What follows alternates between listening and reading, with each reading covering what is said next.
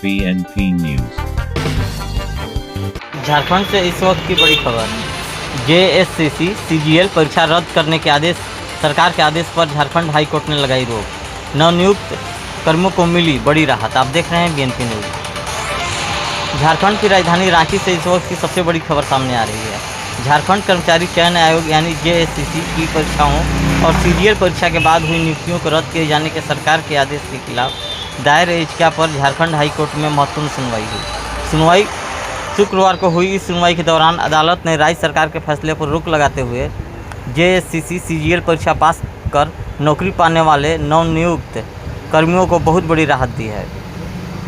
इस मामले से जुड़ी मुख्य बातें इस प्रकार हैं।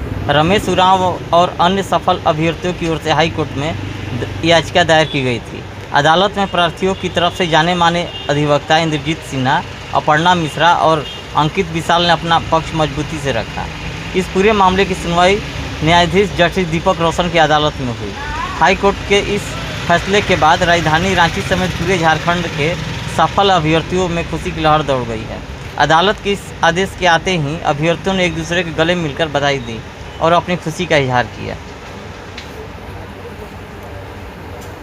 बने रहिए BNP न्यूज के साथ। सुनिए क्या बोले अधिवक्ता।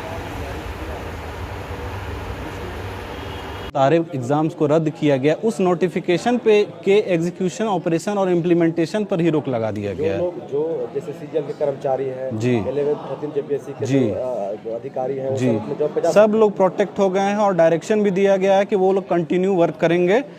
और दूसरी बात है कि जब पूरी की पूरी तरह से नोटिफिकेशन ही ये स्टे हो गई है, तो उस परिस्थिति में जो राइट इन रेम मतलब सब के लिए मतलब इन कॉमन देखा जाएगा, तो उन सब के लिए ये इम्प्लीमेंट होगा। आज 10:30 बजे ऑर्डर्स विद डिफेक्ट में 3 केसेस लगे हुए थे। सुबह में केस टेकअप हुआ। केस टेकअप होने के दौरान ऑनरेबल कोर्ट ने बोला कि चूंकि ये रजिस्टर्ड नहीं है, इसीलिए इसको 3:30 बजे सुनेंगे। फिर 3:30 बजे सुनवाई हुई। सुनवाई के दौरान पिटिशनर्स के तरफ से श्री इंद्रजीत सिन्हा सर, श्री अमृतांत सर और रिस्पोंडेंट की तरफ से श्री अच्युत केशव सर और इंटरवेनर्स के तरफ से कुमार हर्ष सर, ये लोग अपीयर हुए थे। सुनवाई के दौरान कोर्ट ने सिर्फ एक चीज़ को एम्फेसिस किया था कि इस केस में नेचुरल जस्टिस का वायलेशन हुआ है, नेचुरल जस्टिस का पालन नहीं हुआ है। और जो नोटिफिकेशन सरकार ने जारी किया है, जिसमें जितने भी एडवर्टीज़मेंट्स हैं 2014 के बाद जितने भी अपॉइंटमेंट्स हुए हैं, सबको रद्द कर दिया गया है, इंक्लूडिंग CGL, JPSC 11वीं 13वीं JPSC और भी एग्ज़ाम्स को रद्द कर दिया गया है। तो ऑनरेबल कोर्ट ने कहा कि आपने जो भी किया है उस पर हम क्वेश्चन नहीं कर रहे हैं, लेकिन आपका जो तरीका था, जो वे था, वो गलत था, क्योंकि आपने नेचुरल जस्टिस का वायलेशन किया है कि you can not terminate a person without following the due process of law and the natural justice should be followed and therefore इसमें ऑनरेबल कोर्ट ने कहा कि आपको जो भी करना है आप करिए, हम नहीं उससे मतलब रखते हैं, लेकिन एटलीस्ट लॉ को ताक पर रख कर आप कुछ भी नोटिफिकेशन या कुछ भी ऑर्डर पास नहीं कर सकते हैं। अंततः ऑनरेबल कोर्ट ने जो स्टे के लिए 3 इश्यूज होते हैं उसको डील करते हुए prima facie case, balance of convenience और इर्रिपेरेबल लॉस और इंजरी, इन तीनों को डील करते हुए ऑपरेशन, इम्प्लीमेंटेशन और एग्जीक्यूशन ऑफ द नोटिफिकेशन, जिसके बेसिस पे जिस सब कुछ रद्द हुआ था उसको स्टे कर दिया है। अगली सुनवाई 15 सितंबर को होगी। इस बीच में सरकार को समय दिया गया है कि आप अपना जवाब दाखिल कीजिए, काउंटर एफिडेविट दीजिए 3 हफ्ते के अंदर, और 15/9 को अगली सुनवाई रखी है। फिलहाल इंटरवेंशन एप्लीकेशन पे उन्होंने वैसा कुछ नहीं कहा है, क्योंकि वो रिकॉर्ड में नहीं था। अब उसकी सुनवाई या अगले तिथि पे होगी। इस बीच में अगर उस पर अगर रिप्लाई फ़ाइल करना है पिटिशनर्स को, तो वो लोग फ़ाइल कर सकते हैं।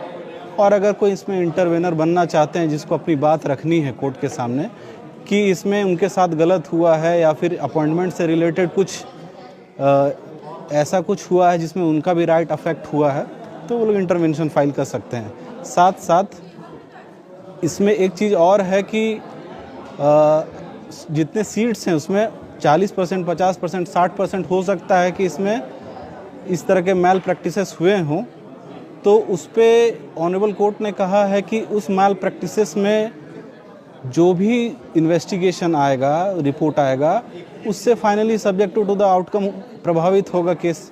लेकिन इसमें ऐसा कुछ नहीं हुआ है, किसी पे स्पेसिफिक एलिगेशन लगाने से किसी का गिल्ट साबित नहीं होता है। तो जब तक गिल्ट नहीं साबित हो जाए तब तक किसी को उसके बिना गलती के नो फॉल्ट लायबिलिटी के बेसिस पे उसको रिमूव कर देना, टर्मिनेट कर देना, वो सही नहीं है। सेकेंडली कि ये रेगुलर अपॉइंटमेंट का मैटर है, इसमें बिना उनको अपॉर्चुनिटी ऑफ हियरिंग दिए, बिना प्रोसीजर ऑफ लॉ फॉलो किए हुए, बिना डिपार्टमेंटल इंक्वायरी किए हुए रिमूव नहीं किया जा सकता, टर्मिनेट नहीं किया जा सकता। लेकिन इसमें वही चीज़ हुआ है कि बिना अपॉर्चुनिटी ऑफ हियरिंग दिए हुए, बिना लॉ को पालन किए हुए, without following the basic principle of law and procedures of law, उन लोगों को टर्मिनेट नहीं किया जा सकता, क्योंकि ये रेगुलर अपॉइंटमेंट है।